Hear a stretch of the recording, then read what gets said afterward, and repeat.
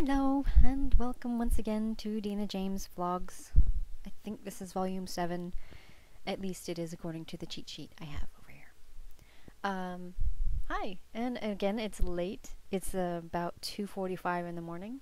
I just finished a chapter that I was working on, and I love working late. It's quiet, there are fewer distractions. It's just my thing. I really enjoy working late. And speaking of working, look what I have.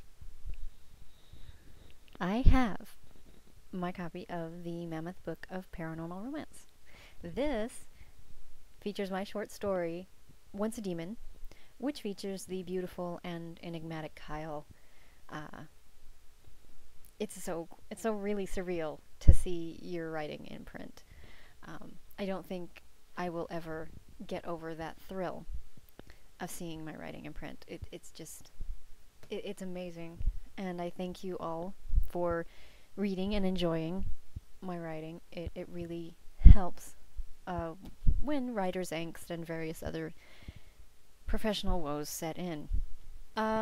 Speaking of professionalism and writing and angst and distraction and all that, I have been really suffering lately from a bout with writer's angst, and for those who don't know what writer's angst is, go to my techie blog and you can see a big entry about the differences between writer's block, writer's angst, and writer's apathy. For those who haven't seen that entry yet, quick rundown. Writer's apathy basically means that you have ideas and you have scenes, you have stuff you want to write, but you just really don't care or don't feel like it. You're apathetic, as opposed, when it comes to your writing, you just don't feel like it. You're not up for it. Okay, yeah, whatever, goody. Or maybe you'll take notes if you feel like it, but generally, you have writer's apathy. You got stuff, you don't care to write it down. I know it's a hard thing to fathom sometimes, but it does happen. Writer's block is, of course, as most people know, when you can't think of anything. You are stuck. You are blocked. There is nothing else. You got nothing. Sorry. There's nothing in your head. There's no scenes. You don't know what happens next. You want to quit writing. Blah, blah, blah. That's writer's block. Writer's angst. Now this is fun because most of us suffer from it. That's the, oh god, I can't write. No one's going to bother reading my stuff. I suck. I'm crap. That's writer's angst basically means that, you're angsty about your writing. You can't write. You don't write. You suck. You hate your writing. You hate yourself. You don't want to write anything ever again. Why do you bother? Etc., etc., etc. And so I've been suffering lately with a real bout of writer's angst.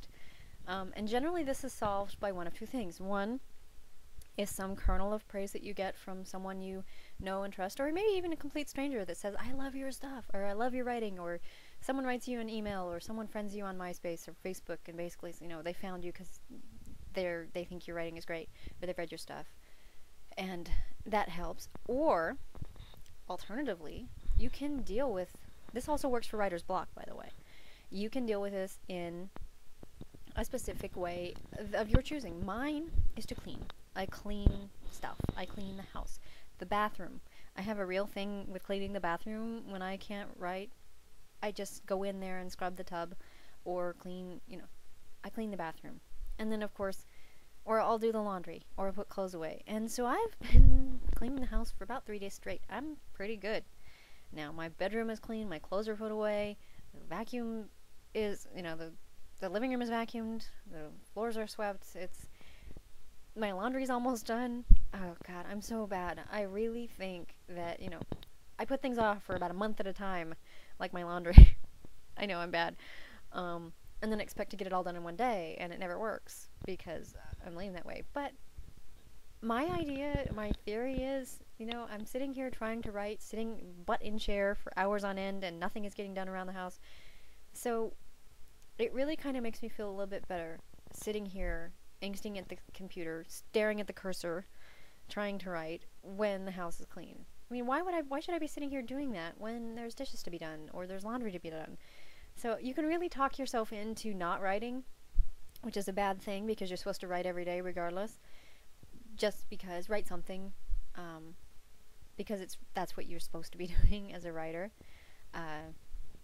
But, I like that. I talk myself out of it a lot of times. So that's writer's angst. And one of the things that I angst about in particular, and I know this might sound silly, but it's just one of my things, is I'll go through, other authors' blogs, and I'll see their progress, and I'll hate myself. It's like, so-and-so's written 20 pages today, or so-and-so's gotten this revision done, or so-and-so's gotten this done, progress. That's what we do. We post about our progress because that's, I don't know why we do that, but we do because it's a need of some sort. So we post our progress, and we say, I got this done, I got this done. Snippets. People post snippets of their work, and man, that just, for some reason, that really has gotten to me lately about progress. Everybody's making progress. Everybody I watch is making some kind of progress, doing well on their work, and here's little old me doing nothing. Yeah, that's writer's things, the catharsis that ensues. So, another thing is, sometimes you watch movies, and we were talking at one point on Twitter about bad films. I happen to be an aficionado of bad films. Just, the more horror, the better. I own, and I have this to show you, on DVD, Star Slammer, also known as Prison Ship. This is so bad. It's like probably one of the worst films ever made, and I love it. See? There's the back. And it looks like a porn film that they didn't have the budget for the actual porn. It's a bad film, and it's great. It's so perfect. It's wonderful. Another series of bad films. Army of Darkness, Evil Dead 2, Bruce Campbell. I'm a huge Bruce Campbell fan, so I love his stuff. Yes, I know, but still. Bruce Campbell, come on. King of bad films. Awesome. Awesome. And he lives here in Oregon. What else do we have? Aha! Don't laugh. Highlander 2! Yes, I know, the first one rocked. The third one, whatever. The second one, set in 2024. Futuristic and all this other stuff. Dude, this is like the worst film. It's so awesome. And the greatest film, Disney's Watcher in the Woods. It has Bette Davis. That doesn't save it. I'm sorry. This is like Disney's horror film. It's like the only one they ever did. It's like from, let's see, what year is this thing? Like 1980 something. Anyway, yeah. And this is a special edition, and it says, "The most legendary monster of all can now be seen for the first time." Yeah. We never saw it in the original version, but hey. It's a creepy film from the 80s, and it's Disney, which is fun. But, they never did another horror film. Or if they did, they really kept it under wraps. One of the disclaimers on their thing was, even though we're proud of this film, it's not for small children, blah, blah, blah. It's just funny. It's hilarious, and there's special effects. I love bad films. I absolutely love them. I just watched one recently called Blood of Beasts. That's this, forgive me, Justin Whalen retelling of Beauty and the Beast. It's really great. It's a lot of fun. Yes, I pulled the Justin Whalen card. I love bad films. I absolutely love them.